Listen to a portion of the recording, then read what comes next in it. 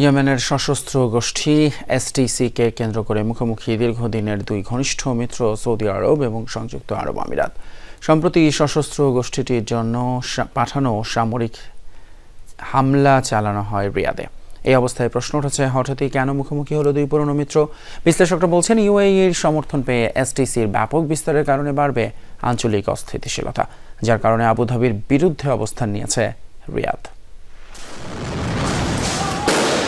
ইয়েমেনের হুতি বিদ্রোহীদের দমাতে প্রায় 10 বছর আগে সামরিক জোট গড়ে সৌদি আরব, যার অন্যতম অংশীদার সংযুক্ত আরব আমিরাত। শুধু সামরিকই নয়, অর্থনৈতিক, কূটনৈতিক সহ বিভিন্ন ইস্যুতে দুই দেশের মিত্রতা বহুদিনের।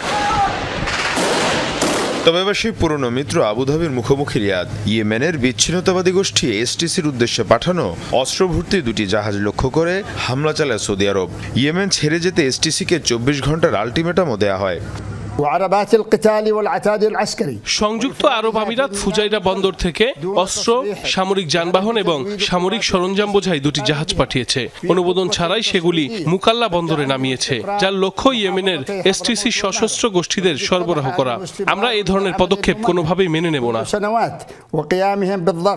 এ অবস্থায় প্রশ্ন উঠেছে, কেন পুরনো মিত্র ইউএইর মুখোমুখি সৌদি আরব? বিশ্লেষকরা বলছেন, এসটিসির ব্যাপক বিস্তারের কারণে সক্রিয় হয়ে উঠতে পারে অন্যান্য সশস্ত্র গোষ্ঠীগুলো, যা আঞ্চলিক অস্থিতিশীলতাকে বাড়িয়ে তুলবে। এর পাশাপাশি ঝুঁকিতে পড়বে সমুদ্রপথে বাণিজ্যিক জাহাজের চলাচল। তাই হুতি বিদ্রোহীদের পাশাপাশি এসটিসিও হয়ে উঠতে পারে মধ্যপ্রাচ্যের নতুন মাথা ব্যথা। 2014 সালে হুতিরা তাদের দেশের সরকারের বিরুদ্ধে অস্ত্র তুলে নিয়েছিল, আর এখন ঠিক একই কাজ করেছে এসটিসি। তারা একটি পরিকল্পনা বাস্তবায়নের চেষ্টা করছে, সরকারি বাহিনীর সাথে যুদ্ধ করে বড় একটি এলাকা দখলে নিয়েছে। চলতি মাসে ইয়েমেনে ক্ষমতার বড় পালাবদল ঘটে।